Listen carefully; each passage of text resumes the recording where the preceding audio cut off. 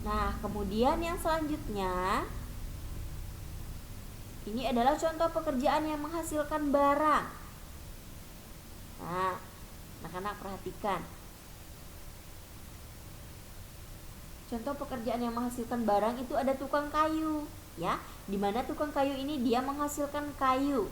Ya, kayu ini dia berfungsi untuk kita membuat misalnya meja seperti tadi ya, kursi, lemari, ya, rumah dan lain sebagainya. Kemudian petani.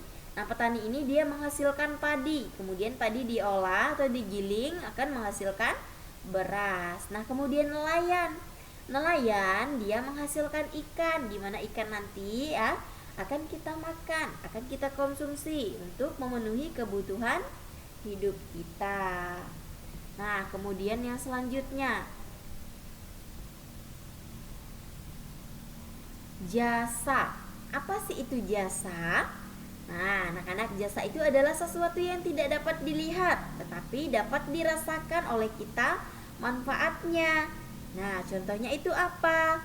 Contohnya itu jasa seorang dokter, kemudian jasa seorang guru, kemudian jasa montir, kemudian jasa seorang polisi. Ya. Nah, jadi itu tadi ya yang berhubungan dengan jasa. Jadi jasa itu tidak seperti barang, ya. Barang itu dapat kita lihat, ya, dapat kita rasakan manfaatnya. Tetapi kalau jasa itu adalah sesuatu yang tidak dapat kita lihat, tetapi bisa kita rasakan manfaatnya. Nah, salah satunya ya pekerjaan yang berhubungan dengan jasa itu adalah dokter. Kita menggunakan jasa dokter ketika misalnya kita sakit, kita pergi ke dokter, ya, kita diperiksa, kita diberikan resep, ya, kemudian kita tebus obatnya. Nah, kemudian seorang guru, jasa seorang guru itu ya anak-anak, pekerjaan seorang guru juga kerjaan yang mulia sama seperti dokter. Guru di sini dia mendidik, ya, dia memberikan pembelajaran, memberikan contoh yang baik kepada peserta didiknya atau kepada murid-muridnya, ya. Dia memberikan pengajaran, dia memberikan kasih sayang, dia memberikan ilmu, ya. Kemudian kalau montir, nah montir misalnya di bengkel, bengkel motor, bengkel mobil, ya, yang membantu kita untuk memperbaiki misalnya motor yang rusak atau mobil yang rusak atau misalnya sepeda yang rusak. Nah, kemudian polisi. Nah, polisi ini ya kita sangat memerlukan bantuan mereka untuk mengatur lalu lintas, kemudian rambu-rambu, dan kita juga bisa paham ya tentang aturan lalu lintas, kemudian rambu-rambunya apa saja. Nah, kemudian anak-anak yang selanjutnya, pekerjaan yang menghasilkan barang dapat digolongkan menjadi dua bagian, yaitu yang mengandalkan pikiran, kemudian mengandalkan otot. Jadi ada dua anak-anak, ya, yaitu mengandalkan pikiran dan mengandalkan otot.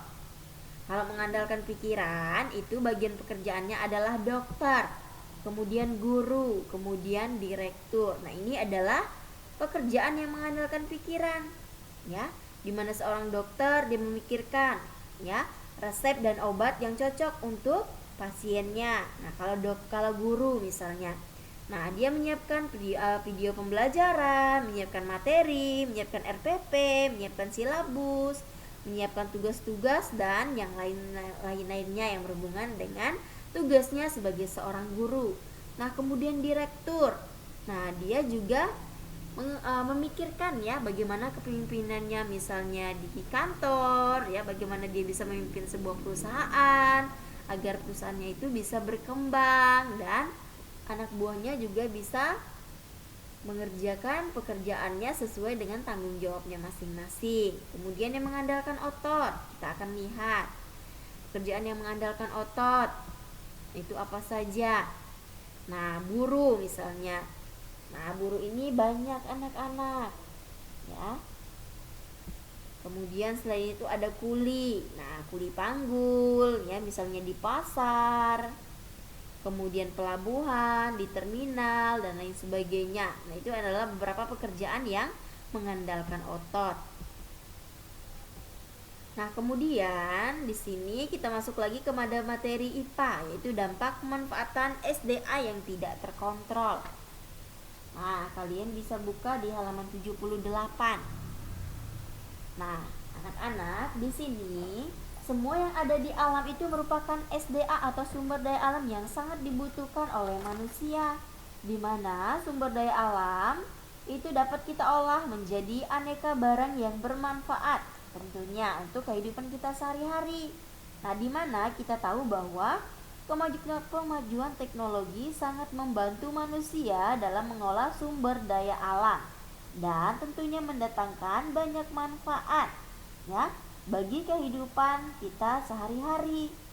Nah, jadi anak-anak di sini dalam pemanfaatannya dan pengambilan SDA ini tadi ya, kita manusia itu jika tidak diimbangi dengan pelestarian alam maka akan mempengaruhi keseimbangan ekosistemnya atau kerusakan lingkungan ya, itu akan mempengaruhi terhadap kehidupan hewan-hewan yang ada di lingkungan tersebut. Jadi, anak-anak di sini akan mendatangkan kerusakan lingkungan, ya, di mana kerusakan lingkungan ini akan mengganggu aktivitas atau kehidupan hewan-hewan yang ada atau tinggal di daerah tersebut. Nah, kemudian selain itu, ya, membuka lahan untuk pertanian misalnya. Nah, di sini biasanya kalau untuk membuka lahan untuk pertanian itu akan dilakukan ya, misalnya pembangunan ya.